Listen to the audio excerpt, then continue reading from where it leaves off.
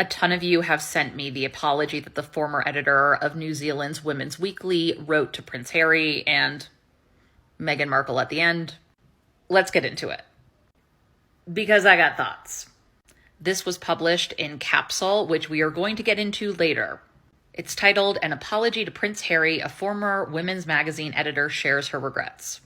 Curious that Meghan Markle's name is not in the headline, especially because Alice O'Connell was the editor of New Zealand's Women's Weekly during the period of 2016 to 2020. That is prime Meghan and Harry time. I'm going to go through a couple of key points from this very lengthy apology, and then I'm going to talk about some motivations. Now, I want to be clear, I'm not saying that this is a completely insincere apology, but I also am interested in actions and other motivations. Maybe it's cynical, or maybe it's the media ecosystem, but let's get into it. She talks about how one of the biggest issues is she stopped seeing Prince Harry as a human. I wonder when that stop happened, and if it had anything to do with his future wife.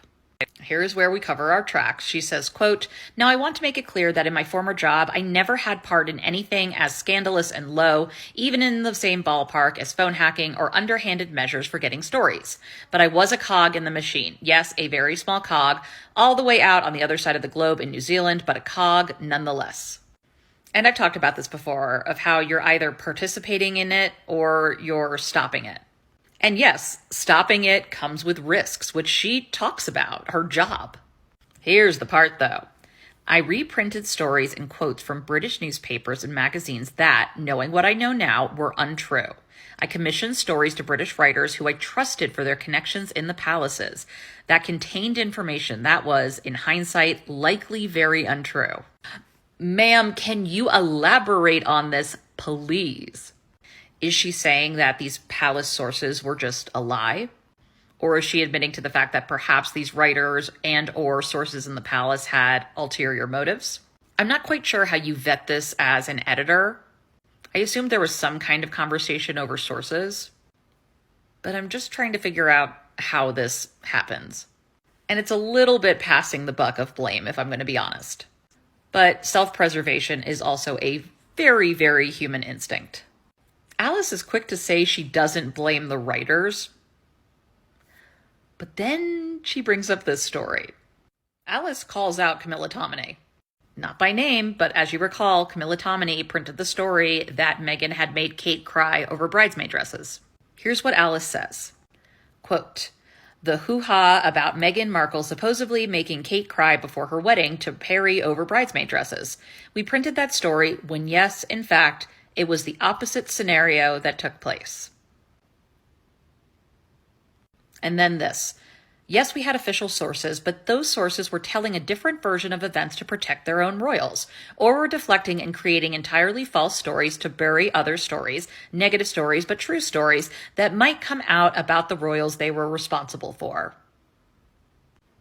All things that I have surmised on here, but to hear an editor flat out say it is interesting. She then talks about how in Harry and Meghan's documentary, one of the covers that she had signed off of when she was with Women's Weekly shows up in the documentary. She gets a flurry of media requests over it. Interesting, but not surprising that it takes a wide-reaching documentary for her to realize, wow, maybe that was unkind. And she talks about all the media requests she has for her comment on it and trying to get her on the record to create some more drama, and she refuses. And this brings me back to why she might have refused. Alice O'Connell was the editor of New Zealand's Women's Weekly until COVID. Capsule was founded in 2020 by women who were at the helm of some of the best New Zealand magazines, including Alice O'Connell. And she says, "We all loved our jobs fiercely. Magazines, writing, and editing were all our passions, our lifeblood, and our livelihoods." Which I totally believe, but also Alice did not leave this job, presumably because she had a change of heart over the kind of work she was doing.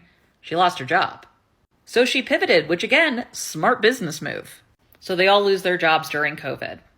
And then Capsule was born, a site for the savvy, strong, intelligent, and stylish woman who wants to know what's happening, what's trending, what's new, and what's worth talking about. So obviously, Alice O'Connell publishes this apology on Capsule, her website, duh. What's probably seeing an uptick in traffic? Capsule. And now she's being interviewed by media outlets such as CNN. That is really quite the confession. I wonder, how did that happen? Why did that happen? Yeah, the royal family have a real hold on us in New Zealand. That we're part of the Commonwealth. And that was Alice O'Connell. I mostly showed you that so that you could see some of the magazine headlines and stories that she approved as editor. Interestingly, Alice says that what inspired her to make the apology is the Mirror's apology that they made to Harry over one article. And even Alice admits that that was a sus apology. And then she goes into how the media needs to examine their behavior, and she's appalled that they just keep forging on the same way. But are we really that surprised when the same broken system still exists? Nothing structurally has changed. But Alice still wishes that people would examine their own behavior, which, again, I agree. Not sure if it's going to happen. She then recounts a 2014 tour. She does give some interesting insight into the Royal Rota and how they acted, and the way that the same Rota was so grumpy and upset when they were forced to cover Charles and Camilla, because that's not a front page story. That's maybe a page 4 story, and that's not what you want. Last paragraph. Harry deserved better. His wife deserves better. They still deserve better. And for my part, to him and Meghan, I really am sorry. I can't help but think that there is a reason that this is really centered more so on Prince Harry, despite the fact that the coverage equally involves both of them. And that during her time as editor was in the thick of all Meghan Markle mania. I think genuine apologies are a good thing. But I think even more importantly is the action that follows. And we have yet to see what that action will look like from people like Alice O'Connell and others. I think this is something that most people struggle with. Are you willing to stand up and do the right thing when it's not popular? I would say there has been some public sentiment shift over Prince Harry and Meghan and the coverage. So it's hard not to be a tad skeptical about this realization coming in 2023.